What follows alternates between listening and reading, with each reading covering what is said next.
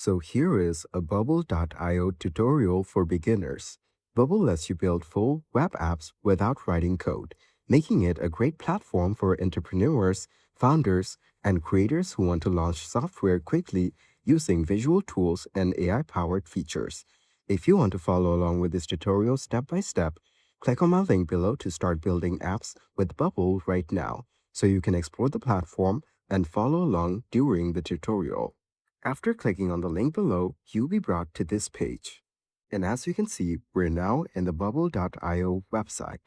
If you go over to the top, you will get to see all of these sections. First, let's check out the pricing page.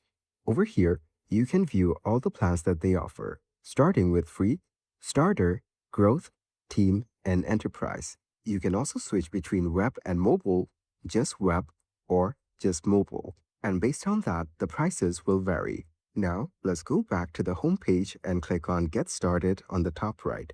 Or you can just click on my link and go from there.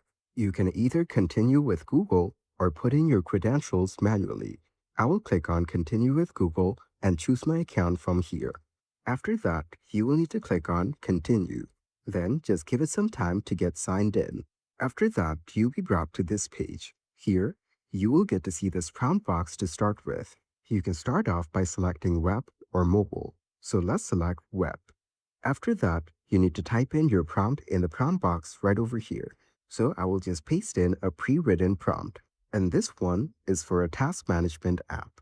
And on the bottom here, you can see options like SaaS platform, AI app, marketplace, or internal tool. Or you can also select blank app. For now, I'll just click on the Run button.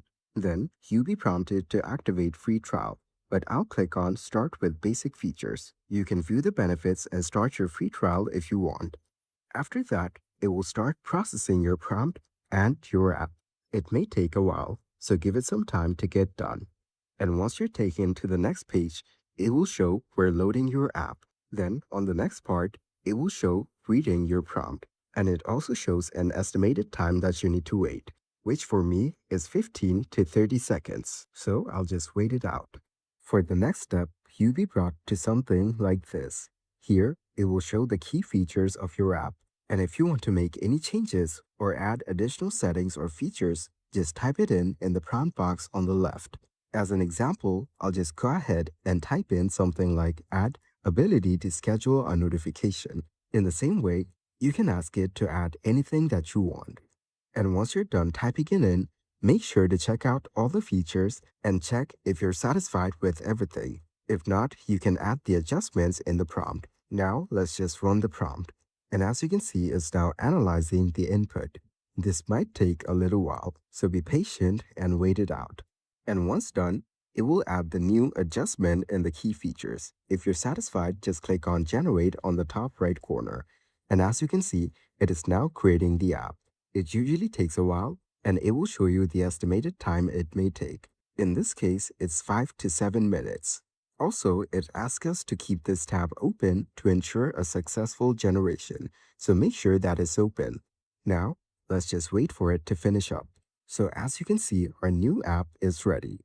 On the left panel, you can view each and every element of your app. You can browse through them and make adjustments manually. You can also select responsive in order to interact with the app. And on the left here, you can see all of these options like workflow, backend workflows, data, API converter, and more.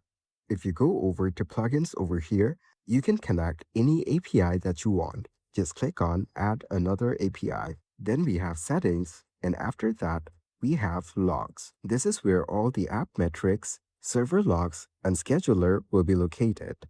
Now, let's head back to the design option. Over here, you can start customizing your app however you like. On the right here, you can start adjusting the color of your app. For example, you can adjust the background color using this tool just like this. Then, you can also set the background style. Just click on this option and pick the one that you desire. We can see options like flat color, gradient, image, and more. If you select image, you can just go through your device and select an image to upload. So I'll just go ahead and choose one from my PC. And as you can see, it has now been added in the background. This way, you can add any image that you want. After that, you can adjust the image further according to your needs. You can enable center the image, make the image as wide as parent element, repeat the image vertically, and more. This way, you can enable or disable whichever setting that you want. Then, if you go over to layout, we have more options. Then we have conditional. But for how it looks, you can just use the appearance option. And if you want to make changes to any of these elements, you can just click on them and drag them around to move them. And as you can see, I've just clicked on this section and dragged it to change the position. This way, you can select any of these elements and make adjustments to them individually. Once you're done making all the required changes, you can preview the app in real time. Just click on the play button on the top right. After that, it will open up the app in a functional way. You can now navigate through the app and start using it to test it out. You can click on the buttons and go to different pages. For example, if I click on board over here, we will be taken to the task board page. And as you can see, it has the different relevant sections. Now, if you click on My Tasks, it will take us to this page as well. And you can see that we have some sample inputs. You can click through different options and buttons to make sure everything is in order. Now, let's head back to the dashboard and check out the page further. All of these buttons that you can see here are completely functional. And this right here is actually really good for an app that was created just by using a text prompt. So after testing out your app, just go back to the editor page and start making your desired changes. You can also click on any button, and on the pop-up here, you'll be able to view all the options to make adjustments. For example, for this button, we can change the icon. And as you can see, the icon has been changed. And if you select label, you can customize the label as well. You can also select icon and label and adjust both in one go. On the bottom here, we can see more options to customize it further. You can change the style of your button using these options. And as you can see, as we select different ones, it changes right away on the main screen, which makes it easier to view.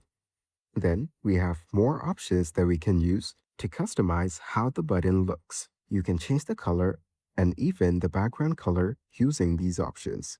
Just choose whichever one that you want and it will be adjusted in real time right away.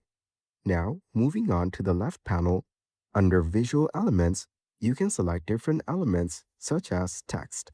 After that, you can start customizing the texts of your app. Right now, we've selected the header. So here, you can click on Add New Property if you want to add additional properties. After clicking the button, all you need to do is enter a label. For this one, I will type in something like sign out. And after you're done typing it in, you can select the input type. Then, select the default value for the color and your new property will be added. And as we've seen before, you can also adjust the layout and the conditional option as well. Now, let's head over to Appearance, and here you can start customizing more of your app. In order to make your app look exactly as you want, you will have to make a lot of tweaks manually, but the main part will be handled by bubbleio, which makes it so much faster to build apps. So this way, once you're satisfied with your app, you can click on Upgrade to Deploy on the top right corner in order to publish your app and make it live. And that's it. That is the bubbleio tutorial for beginners.